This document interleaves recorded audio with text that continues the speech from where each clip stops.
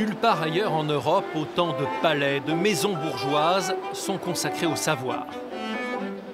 Bologne est la première destination de la bourse d'échange d'étudiants Erasmus. Et ce n'est pas un hasard. Le projet d'échange Erasmus est né ici. Le philosophe Erasme a étudié ici à Bologne et quand il est reparti, il a voulu transmettre ailleurs ce qu'il avait appris ici. Dans quelques jours, 90 000 étudiants reviendront animer les lieux. Et par exemple, cette bibliothèque du XVe siècle. L'université de Bologne est riche en livres, mais aussi en souvenirs d'élèves prestigieux. Dante, par exemple, a fait partie de nos élèves. Il parle des 2 tours dans la Divine Comédie. Copernic aussi a étudié ici, car on trouvait à l'époque les meilleurs équipements scientifiques. Dans les couloirs, on retrouve les blasons des grandes familles d'étudiants, toute la noblesse italienne, mais aussi la bourgeoisie, les Ferrari, Armani ou Pasolini.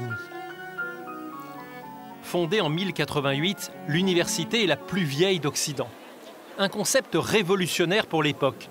Il s'agissait pour la première fois de rassembler dans la même ville des savants pour qu'ils transmettent leurs connaissances de manière organisée.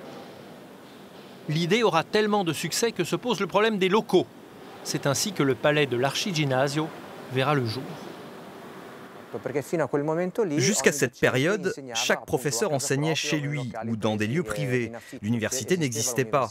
Il n'y avait pas un endroit unique qui rassemblait étudiants et professeurs.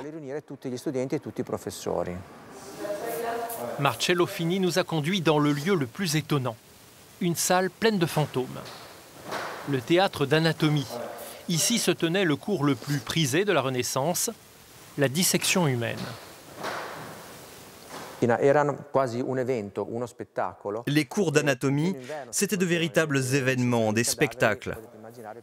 On disséquait les cadavres uniquement en plein hiver, car le froid permettait de mieux les conserver. Tout le théâtre est construit en pin et en épicéa, pour masquer l'odeur désagréable des corps que l'on étudiait. Des générations de médecins, mais aussi les plus grands sculpteurs et les peintres se sont formés ici. Le palais de l'université est le lieu le plus visité de Bologne après la cathédrale et sans doute le plus beau de tous les campus d'Europe.